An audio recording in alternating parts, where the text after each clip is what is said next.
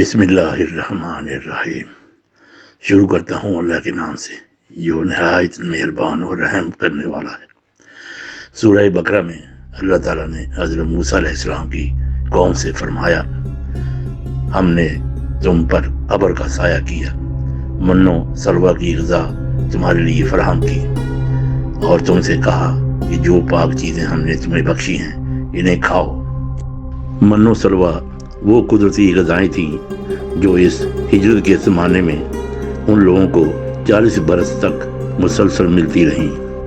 من دھنیے کے بیج جیسی ایک چیز تھی جو اوس کی طرح گرتی اور زمین پر جم جاتی تھی، اور سلویٰ بٹیر کی قسم کے پرندے تھے۔ خدا کے فضل سے ان کی اتنی کثرت تھی کہ ایک پوری کی پوری قوم محض انہی غذاؤں پر زندگی بسر کرتی رہی اور اسے فاقہ کشی کی مصیبت نہ اٹھانی پڑی۔ حالانکہ آج کسی متمدن ملک میں بھی اگر چند لاکھ مہاجر یکا یک آن پڑیں تو ان کی خوراک کا انتظام مشکل ہو جاتا ہے۔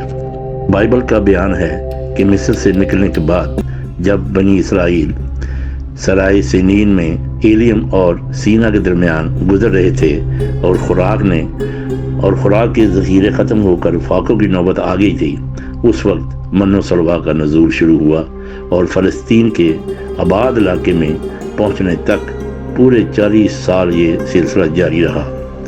کتاب خروج میں من و سلویٰ کی یہ کیفیت بیان کی گئی ہے۔ وما علینا الا البلاغ۔